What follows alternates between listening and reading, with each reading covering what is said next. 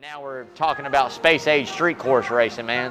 We're NASCAR, man. This ain't made to happen. That's just my opinion on it. I'd love to hear y'all opinion on it. I'm sure I'll catch a little backlash out there on Twitter about it.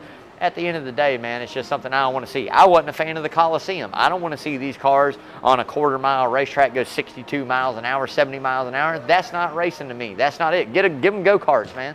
What's going on, y'all? I'm Brandon Atlanta Man Bang, coming to you live right here at Coach's Corner, the center of the universe, with another episode of Rubbin' and Grubbin'. Rubbin' is racing, grubbin' is tasting. Thank you guys for tuning in tonight, man. Hope everybody's having a great Wednesday night out there. Got a couple more weeks before summer's up, man, so you better enjoy it out there for sure. But got a lot of good breaking news and race recap this week, man. A lot of good things happening in NASCAR. We're going to get right into it, man. First time tuning in, you guys know how we like to do it. We like to start out with the word of the day. So the way we play this game is every time I say a word, Lawrence is going to throw up here. You're going to take a sip of your favorite adult beverage. I always like to say it's age appropriate. If you're under the age of 21, get some Kool-Aid, sweet tea, Red Bull, something, man. Get jacked up, stay up late. Like I said, 2 more weeks, summer's up, man. Back to school it is, man. So last week's word of the day was Atlanta. Recapping that race, I'm sure I said that quite a few times throughout the show, so if you played along, I'm sure you had a pretty good buzz going. This week's word of the day is going to be, I have no idea, man, but every time I say it at night, make sure you take a sip of your drink, y'all. So getting right into that NASCAR news, man, I want to start the show out with saying prayers and thoughts and prayers go out there to Bobby East's family. He was tragically murdered there in California. I think it was either earlier this week or last week. Man, super big loss for NASCAR family. The guy was a staple of it, great racer, man, and just a terrible tragic situation. So thoughts and prayers from the Rubbin' and Grubbin' goes out there to the East family, man.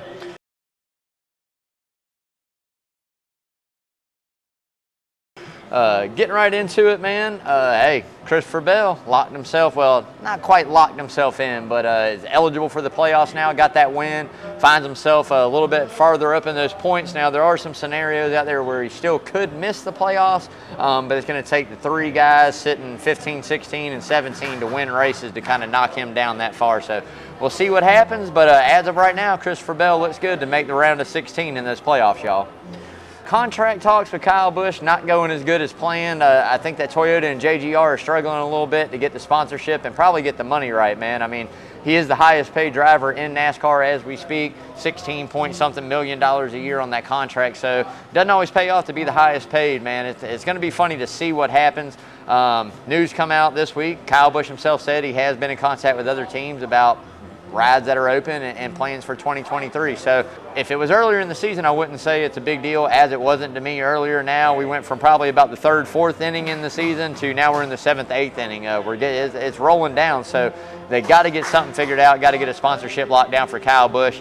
And I tell you, it's going to be a tragic thing if you don't see him at JGR. You know, 60 wins in the Cup Series, 2-time champion, 54, I think, of those wins came for JGR. So he is the staple of that organization, man. He is the winningest driver there. So it's going to be interesting to see if they can put him into the same, Toyota next year at JGR, or if he's going to be swapping it up, man. But we're just going to have to wait and see what happens. But they need to get something locked down pretty soon, or Candyman might be shopping somewhere else, y'all. So do want to give a big shout out there. If you haven't yet, please go out, like, share, follow all the social media, man. You can find us on YouTube, you can find us on Twitter, you can find us on Facebook, Instagram, all platforms out there on social media, man. But definitely make sure you go out and subscribe, like, share that YouTube channel. It's Rubbin' and Grubbin'. You can find it out there.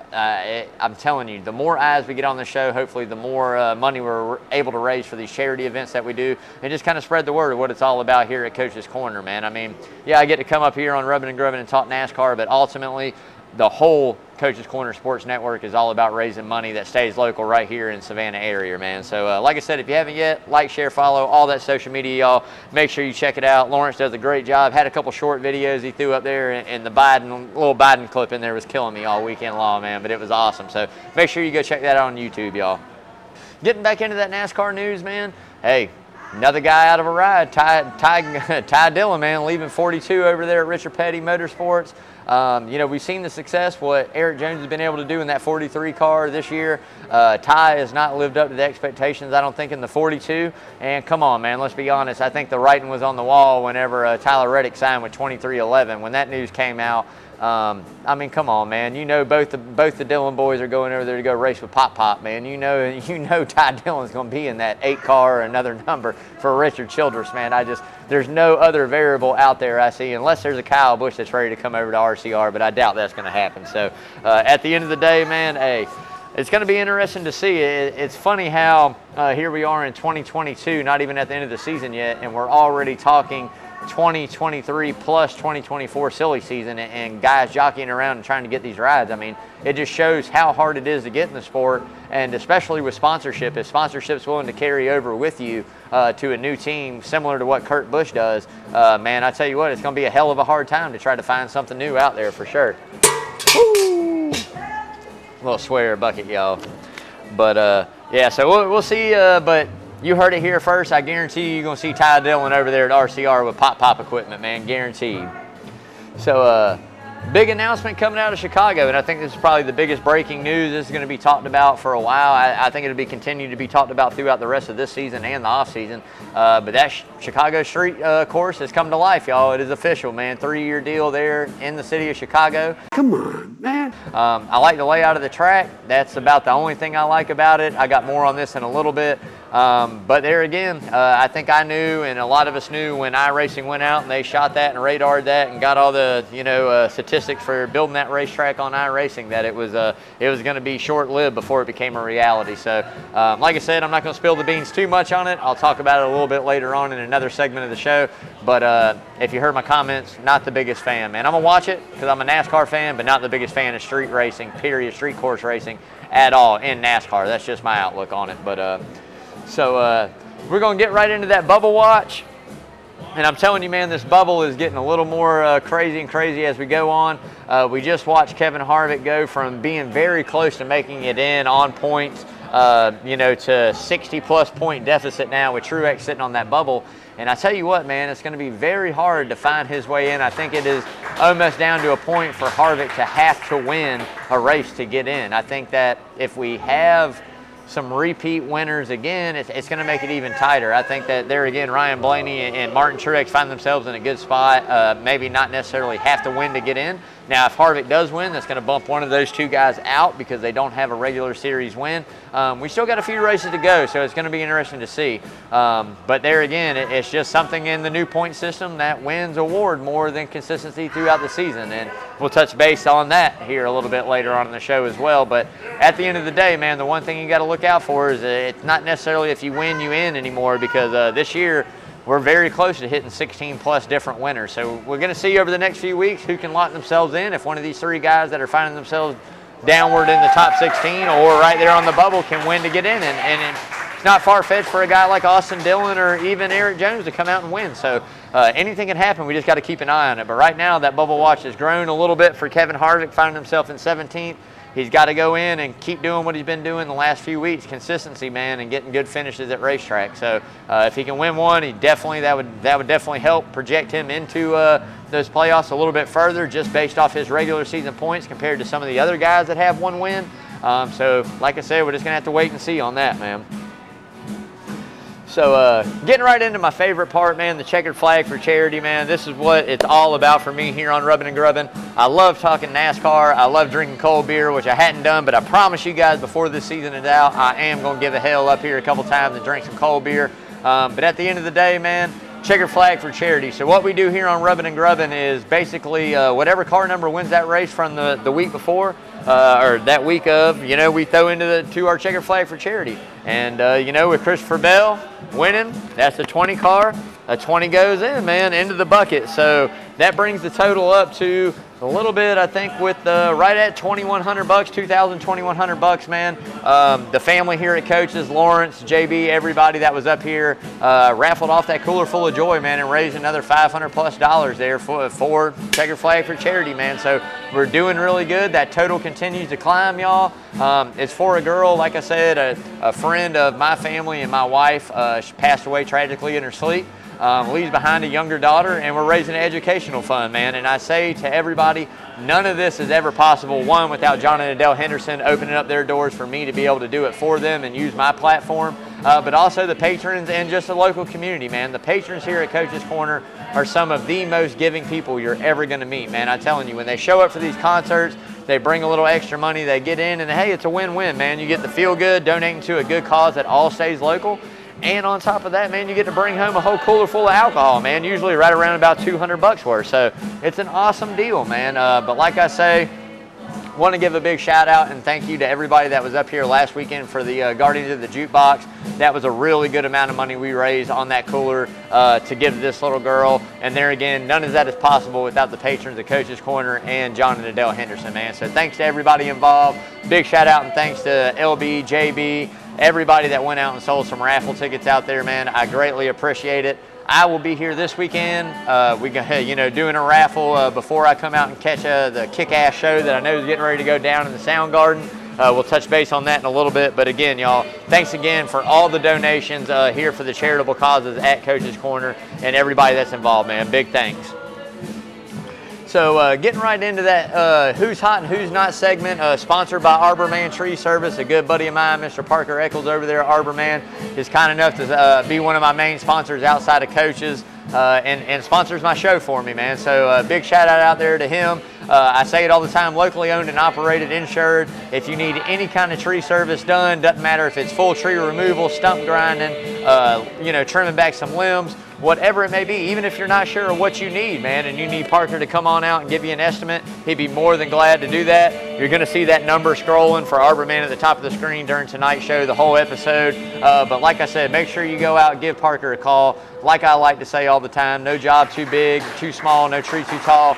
Give Parker a call, man. Like I said, locally owned and operated. He's definitely going to give you a fair price, man, and handle that business, man. Parker, I love you, brother. Thank you for what you do, man. Got to get together and talk about how your experience at the Atlanta race was, man, and get planning for March, brother, because you know Atlanta, man, will be back with that AMS flag flying on his back, man. Got that cape on, brother. Love you, dude. So we're going to go ahead and get on into that Who's Hot. And if there's any surprise to y'all, man, with another second place finish there at New Hampshire, Chase the Bulldog Elliott. Come on, man. It's going to stay number one, man. This guy has been on a tear the last 5 weeks, really a tear all season. I don't think people really appreciate what he's doing out there, just being able to battle back from some of the situations they found themselves in to come home with a top 10, top 12 finish, top 5 finish at that. He's on a streak, brother. And a lot of people, I think a lot of analysis out there, sports analysis, some of the bigger ones are doubting that he's heating up too early, man. But really, I think he's getting hot at the right time. I think he's been on the verge of winning multiple races all year long. The consistency has paid off. Now he's finally locking in these checkers. And I tell you what, by the comments that he made after New Hampshire and being able to see that man go, you know what, when you've got an opportunity to close him out the way I have at Road America and at New Hampshire, you got to go close them out. And that comes from a guy that's all about championships and all about winning races. So I think the mindset is right over there. I think that the driver's locked in. I think the team's locked in. I think they're battle tested. And I think Alan Gustafson is showing how much he has this next gen car figured out. They're able to find speed. They're able to do things week in and week out a lot of these guys aren't able to do. So there again, I've said it, about 4 or 5 weeks into the season, Chase Elliott's on a championship run, y'all. I'm telling you, when we get into these playoffs, he's going to win a couple of them, and don't be surprised if you see this man win 2 more before we get there. I mean, we got 2 road courses coming up. We got Daytona. He's liable to win it this weekend coming up in Pocono. We'll have to wait and see who I got in the top 5 for Pocono, but I'm pretty sure y'all already got an idea. Till somebody proves me wrong, Chase Elliott's going to be number 1 on this hot list, y'all. Hey, hope everybody's having a great Wednesday night, man. I'm going to pause for station identification right here on Coach's Corner Sports Network, y'all. Cheers.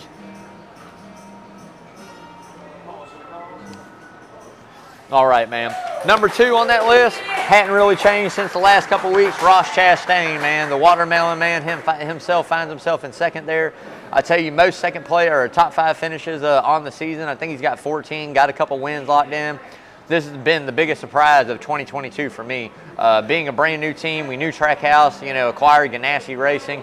I tell you what, Justin Marks and Pitbull have put together a winning team over there, and I think they're here to stay. I don't think this is a fluke. I said I want to see how it goes, throughout the season. If the consistency stays, it's staying. They've proven that. Now, the one big question mark I have coming out of this camp here is just the pressure of the playoffs. Like, once we get into the playoffs and you have 3 races before guys are eliminated and 3 races and another 4 guys are eliminated, are they going to be able to live up to that pressure? Are they going to be able to perform under that pressure? If they have 2 bad races, are they going to go out and be able to get that win when they need it? If they find themselves on the outside looking in, going into that last race, can they lock down that win? So I think that's still yet to be proven, but at the end of the day, Ross Chastain finds himself sitting real pretty right there going into those playoffs, man. Got a few stage wins, a couple race wins, and there again, a lot of top 5 finishes for him. So very consistent. I think outside the 9 team, going to be the best equipment out there, man. I think, they've got it figured out, man. So be on the lookout for Ross Chastain, Watermelon Man, as we go into the playoffs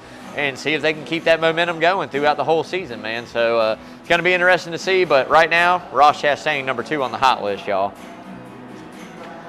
All right, man. Got another guy coming up on the hot list, and I got to give a big shout out to him because it is a career milestone that a lot of guys don't ever accomplish, man. And that's Todd Onion Bodine right there, locking in. This weekend will be his 800th career start there, man. So I'm telling you right now, that is something, a milestone in a lot of folks' careers that a lot of folks don't ever succumb. Nobody ever really sees 800 anymore. I think there's a couple guys out there that can, definitely, but it's got to be spoken upon, man. It can't go without being recognized. This guy has been a staple of that series and Truck Series forever, man.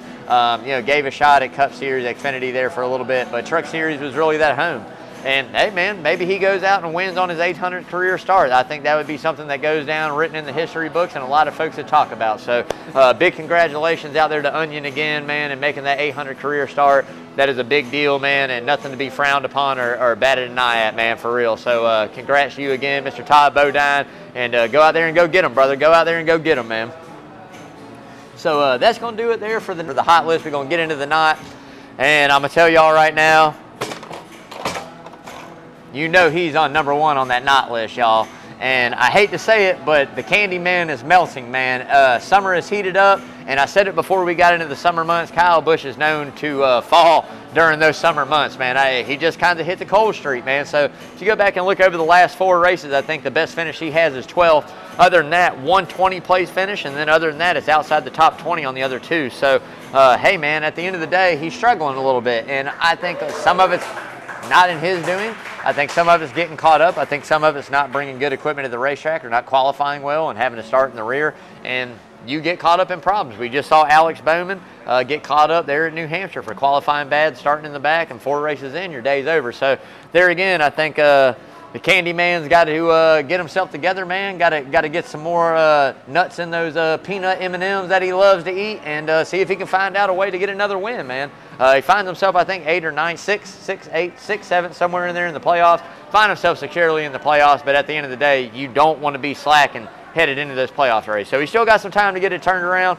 We'll see if Ben Bashore and the candy man can get it figured out, but for right now, definitely not, y'all. Another guy on the knot list, I just mentioned him here talking about Kyle Busch, and that's going to be Alex the Showman Bowman, man. When you go back and look, I think they've got 2 or 3 DNFs out of the last 4 races. Not doing good at all, especially after coming into the season looking pretty dominant in Hendrick equipment, looking good. Got that contract extension and kind of just been on the downward slope. So I think that 48 team and Greg Ives has really got to get some things figured out. They don't need to win. They just need some really good, consistent runs here building into the playoffs next 3-4 weeks. Just to kind of get, that feel-good feel back in the shop. Hey, we're fast. Hey, we can go out and contend for wins again. But I think until we get that feel-good back there, they're going to continue to struggle. So qualifying's key. They got to have good qualifying. Got to be, mistake-free on pit road, man. They got to bring the thunder. They got to come out and bring some fast race cars, man. So we'll see if Alex Bowman can get it together and Greg Ives, if they can get some speed here at Pocono. We'll see if they can get it turned around this week and start climbing that hill back up into those playoffs, man. But until then, number 2 on the knot list. So number 3 for me, and it's not necessarily a driver, but it's kind of the system that we're facing with the playoffs right now. The win you're in system, I think, is becoming a little bit outdated, especially this year with that next gen car that we see. Here we are, we got 14, 15 different winners, however it may be, and we're finding guys that are very consistent throughout the regular season. I mentioned it earlier, like Kevin Harvick. If you go and look at Kevin Harvick's regular season point, I think he's sitting at 559 regular season points. That is better than all the way up to 9th place. Now, those guys have wins, but his regular season points are better than that. So I think it's something we need to go and look at as a sport and at NASCAR and go, how do we award this win, right? I don't think that win should necessarily be awarded during the regular season. I think that once we hit the playoffs, that win should award you X amount of bonus points going in, and that kind of dictates where you start. I think that consistency is still a key in this sport, and when you see a guy like Kevin Harvick, who has really been consistent and has those points, man, I tell you, you just kind of slack out on it, man. So to me, I'm becoming not a fan of it. I think at one point, if you win, you're in type thing was a good. It got guys hungry to go out and win those races. But now we're coming to a point where there's a lot of different teams that have gotten real tight that can go out and win. So maybe not next season, but maybe going into 2024 is something NASCAR should take a look at and revamping that playoff system a little bit. I don't think we should expand it. I think we should probably keep it at 16. I think that's a really good number. But I think we should also look at how we reward that win and, necessarily not lock a guy in because he's got lock a guy in with a win because there's guys out there that are way more consistent throughout the season that have more regular season points that aren't going to make it in, like a Kevin Harvick. So it's not a done deal yet. We'll have to see there again if the 4 and some of these other guys can get off that bubble line and move up a little bit in those playoffs. A win would launch him into 8th, 9th place, 7th, 8th, 9th place. So I think there again, a win is a good thing, but with a guy with that many regular season points, I think that is definitely a bad deal if you don't make the playoffs, but you have better points than the last 7 drivers. So we'll have to see what happens, but there again, I think it's something NASCAR should take a look at and revamping a little bit. Getting right into that New Hampshire recap, y'all. What an awesome race it was there at the Magic Mile. That was one of the best short track races, one of the best races, period, of the season. I love to see Goodyear brought a tire that would wear. New tires did pay a little bit of dividends there. But man, it just came down to 2 of the best cars on the track battling it out.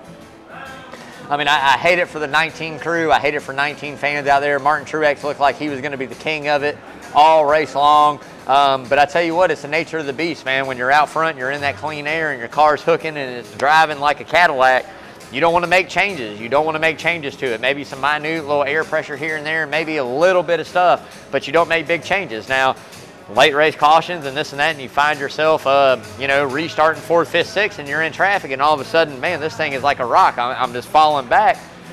That's because you didn't keep up with the changes and what you needed to get out front. You were already out front. So it's just kind of nature of the beast. You're kind of damned if you do, damned if you don't. But at the end of the day, good run there for the 19 team. I wouldn't have been upset if he came home and locked it in, but good run for him, man. And there again, I thought Chase Elliott was going to run away. Took a little bit for him to get by Logano in the 22. Had to rough him up a little bit. Put the fender to him, put the tire to the door, and it's one of those racing deals, man. Do I agree with it? Did he take him out? Did he wreck him? A lot of folks out there are comparing that to Chastain. That is not anything compared to what Ross Chastain has done with Denny Hamlin and a few other guys throughout the season. Elliott just had to do what he had to do to get by him. Knowing they're on a different strategy, why Logano raced him that hard, I'll never know. But he did, and that's just part of it. So Chase raced him hard back, got the spot. Now, Kurt Busch, he did kind of door check him a little bit. I'll kind of go pull a flag on that one a little bit. But at the end of the day, there again, you're on a totally different pit strategy. You're on a totally different fuel strategy. You're not going to make it to the end like Elliott and like Christopher Bell. So I get it, you're racing for the lead. You're going to race him hard. But at the end of the day, if you're going to race me hard and you're going to not be on the same strategy I am, I'm going to put the fender to you, man. I'm going to do what I got to do to get by you. And if it's Ross Chastain that does it, I'll say the same thing. But it didn't taking somebody out, it isn't getting loose, driving in too hard, being too aggressive, wiping them completely out of the race. He didn't ruin neither one of those drivers' day, so put that into perspective a little bit as well. But ultimately, 20 car, the 9 didn't have that long run that the 20 car did, and Christopher Bell was on fire. We almost saw it last year, to be honest. I think had that race gone on to do the last 8 laps, they called it 8 laps short due to the time frame and no lights being at New Hampshire last year. rain kind of held it out. But Christopher Bell was coming on there. I think he was going to get Armorola last year for that win. 3 Xfinity wins there. Now he got a Cup Series win there. 2nd of his career. I tell you what, man, 1st of the 2022 season. Christopher Bell, I've been calling it for a few months, man. It seemed there for a while. He was right there on the verge of getting that win. I think he's got one of the faster cars. I think that him and the crew chief are definitely getting it figured out what he needs week in and week out, handling-wise and speed-wise. 20 car is going to be difficult to deal with, man. I think Pocono is another really good historic racetrack there for Gibbs Toyotas. So if they bring the Thunder, the man could go out and get back-to-back. And I think there again, road course races, a couple other tracks. Daytona is always, you know, who knows, a question mark for anybody. So wouldn't surprise me to see Christopher Bell come out and get another win. I mean, we'll see what he does. But at the end of the day, was able to go lock it down on the Magic Mile, make it magical for the 20 team. And hey, man, we know what a win will do in the stable. That gets everybody happy, man, and everybody doing their thing. And I think the Lobster was almost as big as him. That was a huge lobster, Loudon lobster. I think it was 20-plus pounds, but when he held it up, I mean, it was half his height. So that's a big damn lobster, man. I'd love to see if he ate it or what he did with it. But I tell you what, man, me personally, I'd have to eat it, but I'd have it stuffed as well. That's just my deal, man. But, yeah, big shout out there to Christopher Bell and that 20 team, man. So, like I said, overall there at New Hampshire, man, a lot of great racing. With all the new changes and new things that we're bringing into NASCAR, it's just one of my things. I'm going to touch base on this here as we get into it a little bit further in the show. It's in another segment, but there's a lot of things you can do in New Hampshire as well, man, to make that racetrack just a little bit better than what it is, and we'll talk about it in a bit. But at the end of the day, one of the best short track races that I've seen all season long, man. So ultimate big shout out there to New Hampshire, and big shout out there to the Smith family for bringing you know, that awesome racetrack to life and kind of saving it, really, because at one point in time I think we were going to lose New Hampshire, and they did kind of bring it back to life. So big shout out there to the Smith family as well, man. So there again, hope everybody's having a great Wednesday night out there, enjoying the episode tonight. I'm going to pause right here for station identification, y'all, right here at Coach's Corner Sports Network. All right, man.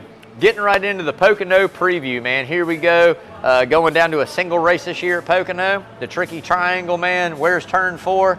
I don't even know if there really is a turn 4. There is, I guess, kind of. It just depends on how you break it down. But at the end of the day, man, a unique track, one of a kind. Very flat banked in the turns. 3 turns that are totally different. Very hard for teams to set a car up that maneuvers all the way around the racetrack very well. You're going to have to give a little bit in one of the turns to gain a lot on the other 2. We'll see how it all works out, and we'll see what setups they come up with this next-gen car. I'm excited to see it here at Pocono. I think this car is going to perform really well. We've seen it be really racy on very similar racetracks. I guess, if you will, Nashville's kind of similar in a way. It's kind of got low banked corners, long straightaways, not quite as long as this. This is 2.2 miles.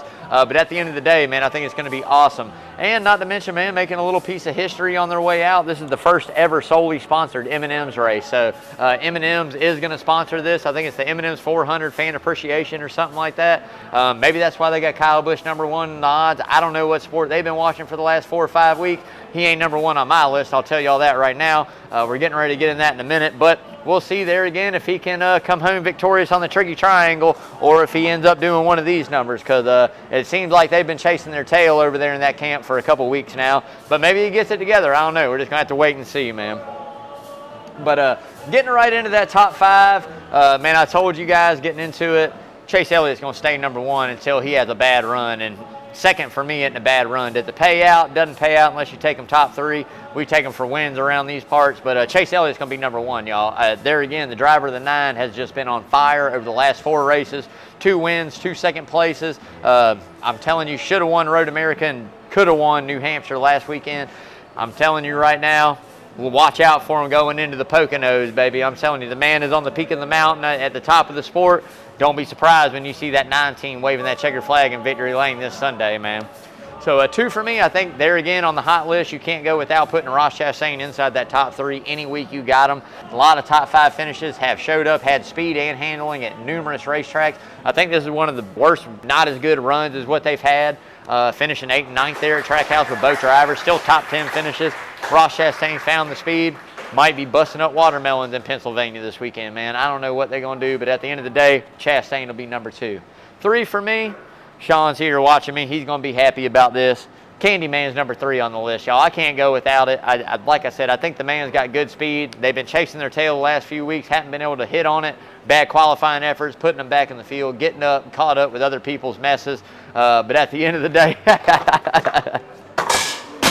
at the end of the day, y'all, what I'm telling you is you got to be on the lookout for the Candyman at any given racetrack. He might pull off just like that, y'all.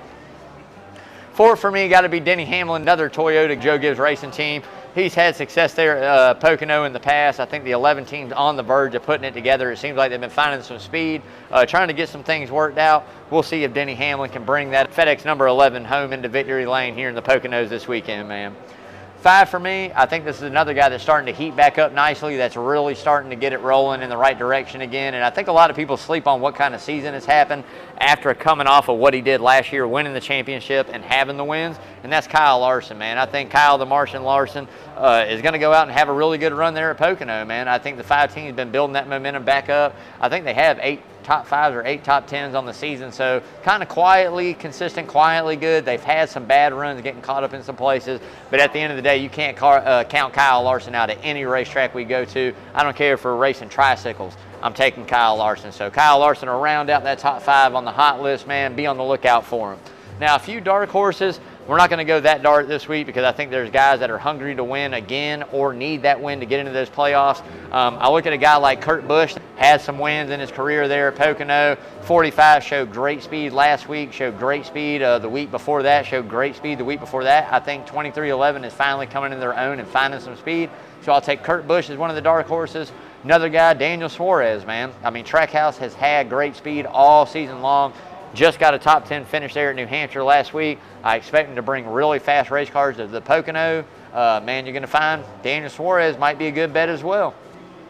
Last but not least is going to be Kevin Harvick in the 4 team. Like I said, this team has got to be hungry. I think they see the writing on the wall to where they got to win to get in. Unless we have some craziness happen, it's going to take Truex or Ryan Blaney to have 3 or 4 really bad runs. Pocono could be somewhere that he goes and gets it done. I look at him more Michigan, kind of the same way I do Ryan Blaney. But at the end of the day, Harvick could go and get it done, man. Just got to keep an ay out and see if old Happy can get a checkered flag this weekend at Pocono, man. So moving right into that money bet, telling you that, guys, there's always a trap in those odds. Kyle Busch to me is a little bit of that trap. I know why they got in favor. 1, sponsored by M&M's. 2, JGR has done good there. He's been fast there. But I look at a guy like the 9. I mean, the 9's sitting at, I think, plus 800 right now. Kyle Larson's at plus 900, and Ross Chastain's at plus 1,000. So, I mean, to me, if you're going to make a bet for a win, those are 3 guys right there that could easily go out and get it done, lock it down, you know, win a little bit of money, do some good there, man.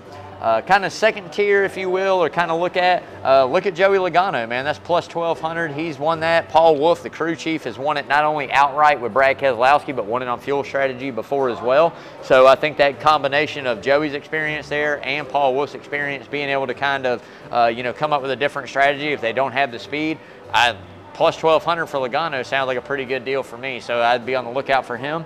And last week's winner in Christopher Bell, I think he's at plus 12, plus 15, somewhere right around in there. I mean, come on, man. Christopher Bell, like I say, it's a momentum sport. We talk about momentum in NASCAR. He just came off of that win at New Hampshire. He's kind of been building that momentum up throughout the season. It's freaking awesome, man. And the odds there, again, I'd take him top 3, definitely a top 3 bet, solid. Couple guys, if you're looking for that home run hit and you really don't have to go too deep, like a Corey LaJoie or a Michael McDowell, I mean, man, if you take a look at Daniel Suarez and Kurt Busch, they're both sitting at plus 3,000 right now, so that's 30 to 1. Man, I tell you what, that could be a huge payday if one of these guys go out and win it. So I'll definitely be taking a look at those, see if I take them top 3, if I take them for a win. But at the end of the day, man, those are some good money line bets right there. Safe on those top 3. I think any 3 of those guys had a good opportunity to go out and win. And there again, I think if you're looking a little deeper in the field, Kurt Busch and Daniel Suarez might be the guys to turn an eye to go out and get that win and get a big payday, man. So we'll have to see what I lock in. I'll keep you all up to date. Hey, man, last week I had the 20 cars, the top 3. I had Elliott to win. Man, I had Kurt Busch as the top 3, too. I was praying to God that it was going to end a certain kind of way. It didn't. We've been really close to sweeping it out this year and making a big payday. We'll see if we can do it again at Pocono, man. We'll see what we come up with, but we're still in the positive, still plus 900 units on the year, man, which isn't a bad deal, but we're trying to get it big, man, so we're going to see what we can do. So Getting right into the next segment, the hard right turn, sponsored by Lamar's body shop out there. Lamar's Auto Body you can find right up here off Skidaway, man. They've been serving the Savannah area 35 plus years. I've been telling you guys, an awesome dude, great owner, and they do some great work, man. I've had family cars repaired by him. I think Lawrence got one up there right now getting repaired by him. Man, I'm telling you, it doesn't matter if it's you know, getting fenders replaced, some auto body work, paint job, whatever it may be you need. Hey, like I say it all the time, if you need an insurance quote for the insurance company, man, go up here right off Skidaway Road, hop skipping away from Coaches. Drop your car off to Lamar, have him take a look. He'll probably give you a ride over here to Coaches, man. You can have a couple beers while he does the estimate. He'll probably even come back and pick you up. That's just what kind of guy Lamar is. So again, y'all, any kind of auto body service you need, go check out Lamar's Body Shop right up here off Skidaway. Proudly serving Savannah 35 plus years. Thank you, brother, for everything you do for rubbing and grubbing. Love you, Lamar.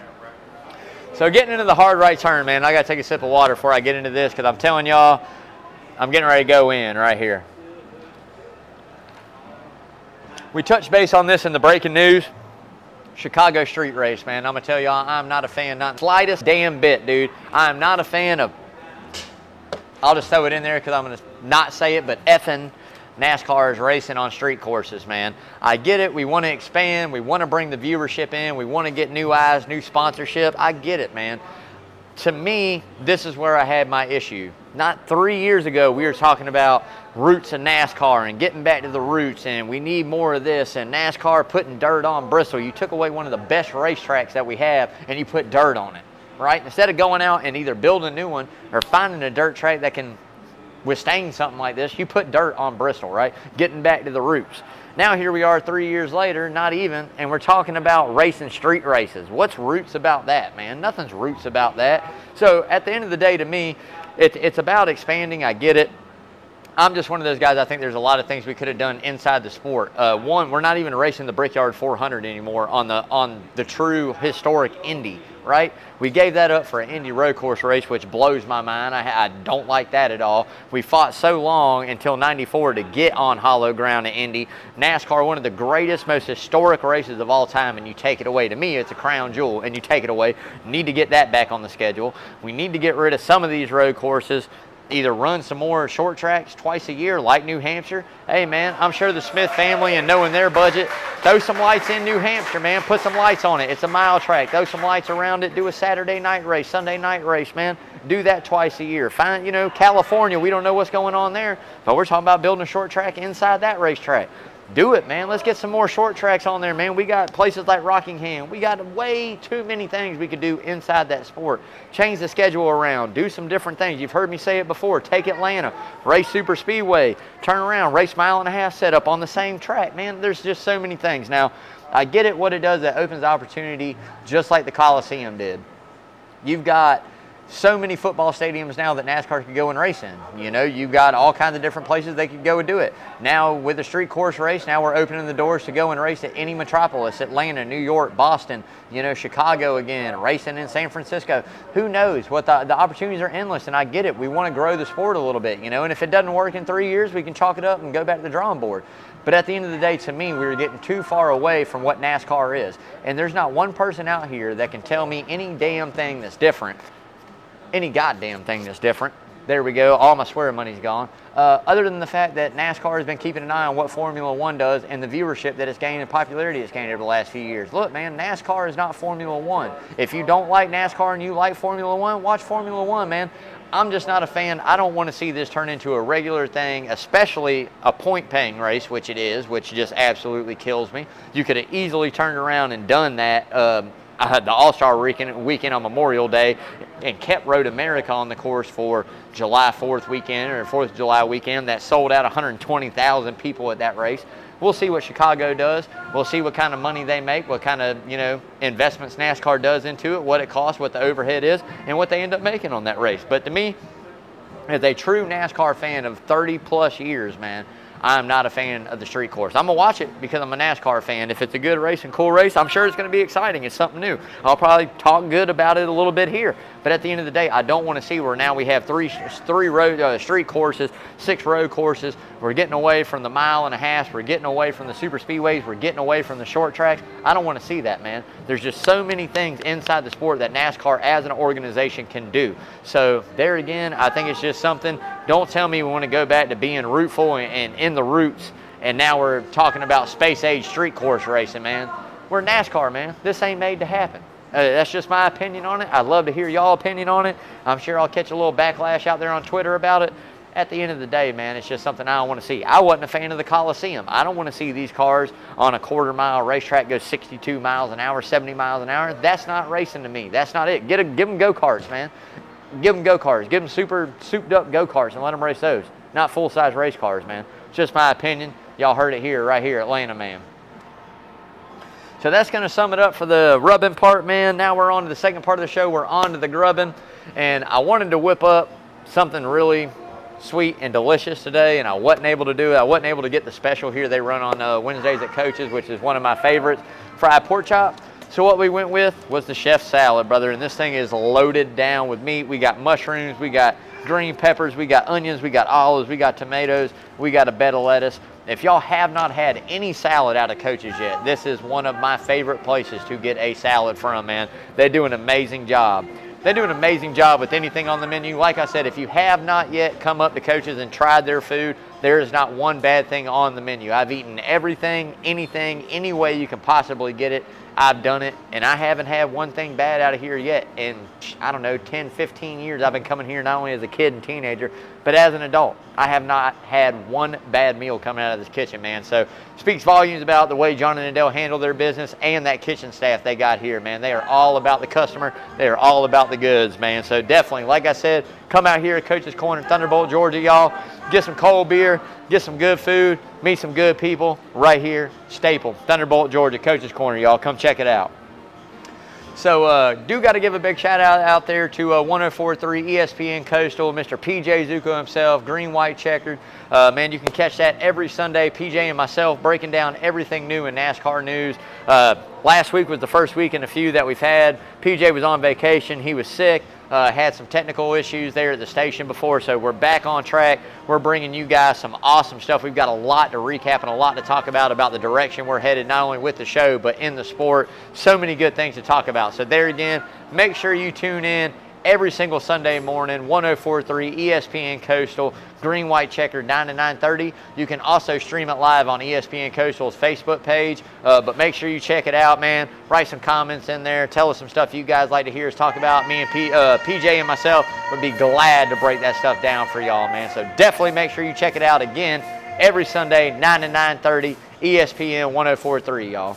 Got to give a big shout out to all the shows as well. You got Coach Carl DeMassi's midweek baseball show. New episode came out last night. Who's on first base? Coach DeMassi and Kyle Lawson breaking everything down baseball. I'm sure it was a good one with the All-Star game going on last night. Man, they might have saved it. They might be doing it later on this week or might have gave it a bye week. But at the end of the day, All-Star game was great. That was awesome. I wish the NL would have pulled it out. But at the end of the day, AL makes it 9 straight, I think, that they won. Kind of some garbage, man. We got to get it together in the NL, baby.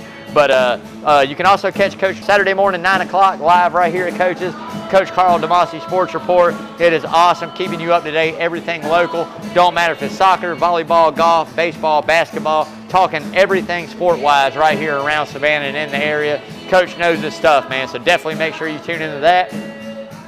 Got to give a big shout out there to the 19th hole as well. Those boys are crazy. Got the golf tournament coming up at some point in time this year, man. It's coming up. I don't know when we're doing this little battle of the shows thing, but I'm excited about it. I'm not going to talk the smack because I know what I'm playing against with Sean and Brent. Them boys right there eat, live, breathe golf, and they probably shit golf as well, if you honestly want my honest opinion. They probably look like golf balls, little dimples and all kinds of stuff. I don't really want to get too graphic, but as much golf as they play, I'm sure it looks something like that. So anyways, got to give a big shout out there to Hot Grits as well. You can catch that podcast, stream it anywhere you stream your podcast. Every Tuesday they come out with a new episode of it. Travis and Spencer do an awesome job, man, keeping you up to date, everything on sports nationally. They even throw a little bit of their own feels in there on it as well, and even talk about a little local, man. So one of the questions last week I got a kick out of was, could Spencer shoot 100 at St. Andrews? And I saw somebody reply to 105. And I'm going to say that's probably going to be more like a 145. Like I'm telling you right now, man, I don't think any of us could go out there and shoot 100 on that course. But I tell you what, man, love watching those guys for sure. Make sure you stream that, like I said, anywhere you stream your podcast, Hot Grits, man. Well, that's going to wrap it up for me tonight, man. Do want to tell you guys thank you very much for tuning in. Hope you enjoyed tonight's installment of Rubbin' and Grubbin'. I'm getting ready to head to the house. I got to pack this up, bring it to the wife. She's hungry, and when she gets hangry, man, I'm telling you, nobody's safe, man. So I'm going to go check it out, see how I did on my NASCAR thing inside. Hope y'all have a great Wednesday night, man. Till next time, as always, I say it all the time, hug your loved ones, man. Make sure you give them a kiss. Spend some time with the family before this summertime's up, because that's what it's all about. Hey, stay safe out there. And as always, y'all, oh, it's coming. It's coming. There it is. Bam. Wash your hands, y'all.